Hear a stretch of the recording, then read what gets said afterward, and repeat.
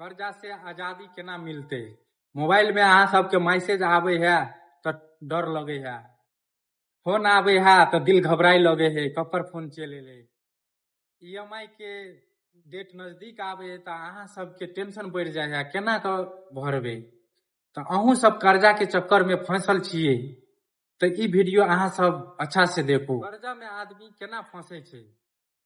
कर्जा के लालच दिखावे है के, बैंक के ब्रोकर सब हुए है के और जे कर्जा दे वाला आदमी सब हुए है उ सब देखावे है कि अहाँ के महीना के 5,000 10,000 मात्र लगत। ओहि के चक्कर में अहाँ सब खुश भ जाए छिए और कर्जा ल ले छिए। लेला के बाद में अहाँ सबके जब सैलरी के आधा पैसा ओहि में चल जाए है के और सैलरी के पैसा नहीं बचे है के घर खर्ची और कर्जा के ईएमआई सब चुकावे तो अहाँ सबके पैसा जीरो बच जाए छे, तब अहाँ सबके टेंशन बढ़ लगे छे। एक दिन एहन बुझाई छे कि हम अपन परिवार के लागी नहीं कमाई छिए, हम बैंक के लागी कमाई छिए। अहाँ सब कमाई छिए और पैसा आबते मात्र बैंक में चल जाए पूरा पैसा, तब बुझाई है कि कते मुश्किल भेले, आब केना के कर्जा से हम ऊपर निकलबे और अहाँ सब डिप्रेशन में चल जाए छिए।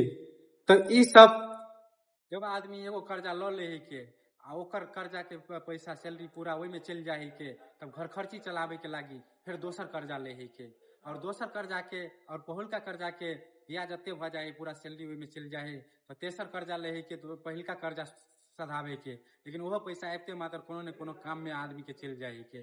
तो कर्जा पर कर्जा आदमी लेत गेल बाद में अते कर्जा भ जाए है, आदमी पागल भ जाए के ओहन अवस्था में। तो चलू आइ हम अहाँ सबके आप बताबै छी कि कर्जा से बाहर केना निकलबे। कर्जा से बाहर निकले के लागी अहाँ सब पहले एगो पेपर में कॉपी में लिखू कि कौन कौन कर्जा है, ककर कर्जा है के और कते कते कर्जा है के। ये लिखला के बाद पूरा नोट करला के बाद अहाँ सब देखियो कि इनकम कते आबि रहल है के, अहाँ महीना में कते कमाबे छिए। अहाँ के कमाई से ज्यादा कर्जा अहाँ के है, ईएमआई है, तब अहाँ सबके दोसर part time job, part time नौकरी, कोनो एहन काम, दोसर पैसिव इनकम अहाँ सबके कोनो एहन दोसर काम क निकाल पड़त आ पैसा पुगाव पड़त। जब लिखल अहाँ सबके पूरा भ जाए तै के बाद अहाँ सब सबसे पहले छोट छोट कर्जा सधाबू। जे सबसे छोट कर्जा है कि ओकरा अहाँ जल्दी से जल्दी सधा दियो, फिर वैसे ऊपर स्टेप में वैसे छोटका कर्जा सधाओ, धीरे धीरे अहाँ सब कर्जा सधाओ। और सबसे मेन बात, नया कर्जा ले से अहाँ सब बंद रहू, नया कर्जा बिल्कुल भी नहीं लो। कतबो कुछो हो गेले नया कर्जा के चक्कर में नहीं फंसू। आज से अहाँ सब कर्जा बंद करू, नया कर्जा और पुराना कर्जा के अहाँ सब धीरे धीरे सधाओ।